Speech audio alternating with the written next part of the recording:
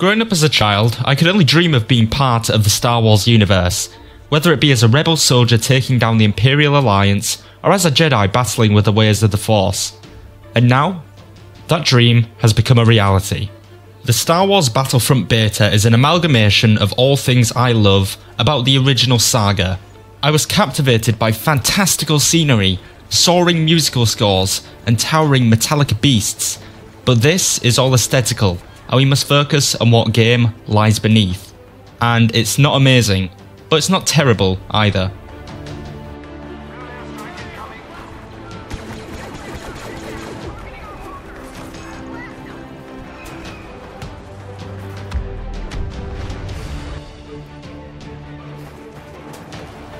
In this build of the game, which is the beta by the way, there are two game modes available: multiplayer and survival. Multiplayer consists of the game modes Walker Assault and Drop Zone, while survival can be played solo or with friends on the map Tatooine. There are two maps available in the multiplayer portion of the game, and that's Sullust and Hoth. Sullust is a map or a planet that's so far not been explored in the cinematic universe, and it's where you'll be playing Drop Zone. And fan favourite classic Hoth is from The Empire Strikes Back, and it's playable in Walker Assault mode. These maps are gorgeous, like every other object in this game. They are trickled with impeccable lighting systems and gorgeous rendered models. The terrain on Sullust looks slippery, cracked and rigid, with dreary light glistening off the jagged rocks that make up the planet's surface, while Hoth looks like Hoth, the classic location from Empire Strikes Back. And the game just looks amazing, nearing photographic quality, and is a true, remarkable display of next-gen technology. In fact, this game is one of the first, in my opinion, that feels truly next-gen to me. Lasers zip around the map at breakneck speeds, Stormtrooper helmets have that distinct plastic sheen, and Star Destroyers float ominously on the horizon. This is paradise for any fan of the franchise. The first thing you'll notice when jumping into a match is that you're in a war. There are no short bursts of gunfights across smaller portions of the map as you all fight your own fight.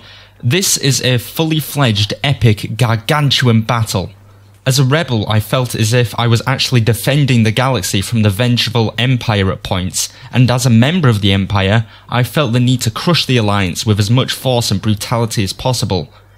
It really does feel like you're playing Star Wars, which is definitely the beta's biggest claim to fame.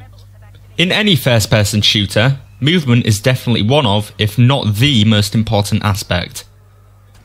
This game features your bog-standard sprint and crouch commands with no prone ability, and the pace of the game is rather slow in comparison to other shooters on the market, with the typical aim-down sight feature of most first-person shooters being replaced with a classic aim-down scope tunnel vision technique. This forces slower, tactical gameplay rather than chaotic run-and-gun movement, meaning that the key to winning games is playing carefully rather than carelessly. Gunplay feels a little basic. The first blaster you unlock by default features very little recoil, which in turn makes short-range and longer-range gunfights almost the same concept. Holding down the trigger and aiming in the general vicinity of your enemy can score you some easy kills if the enemy player doesn't find cover, which is difficult considering how slowly players move. Minimal recoil, regenerating health, and a cooldown reload system all in all makes gunplay feel unimaginative and slightly stagnant. Battlefront also features the ability to switch from first person to third at any point in time. It's nice to have the ability there for people who played Battlefront 1 and 2, but I really didn't feel any point in swapping between the two at any point during gameplay. Vehicular combat is an odd one too. Once you jump into a game of Walker Assault on Hoth, you'll find icons scattered around the map. Once stood in these icons, you'll be then given a special ability which will place you in a vehicle. This just felt so weird to me, as there's really no progression towards the vehicle. It was just a matter of being there. I mean, sure, you could argue that players could fight over these icons, but in my experience, I just happened to stumble across one and be teleported into an AT-AT. There was no real way that I deserved that power, and I think that's a problem. Because in a game where so much of the combat is basic and kind of slur, these vehicle moments should provide some fast, quick gameplay that just feels so powerful and so strong, but you kind of just sluggishly find these things. There's no real battle, if you understand what I'm saying. There's no real battle for these giant titans. You kind of just get them, and that's a problem. By far the most infuriating point with this game is just the level of basicness it places on everything. Gunplay, basic. Perk system, basic. Vehicular combat, basic.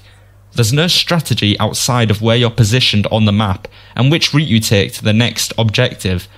And the spawning system is terrible, so even moving from one part of the map to the next is a huge risk.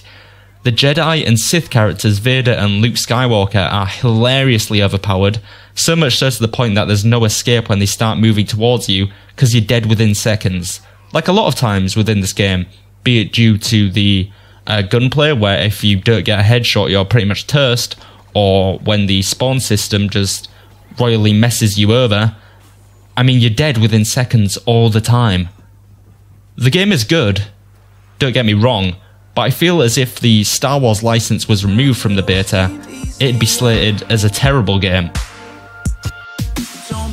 Overall, Star Wars Battlefront is showing huge potential from this beta, but there are glaring problems that need to be ironed out before the game's full release. There is a distinct level of basicness in terms of gunplay, abilities, and vehicular play, and the game feels unbalanced because of this.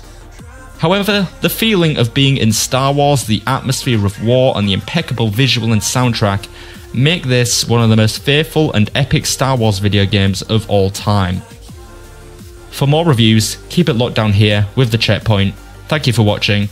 The beta is out now for Xbox One, PS4 and PC, so I'd highly recommend you go play it, and make sure you stay tuned for our full review when the game completely launches later on this year.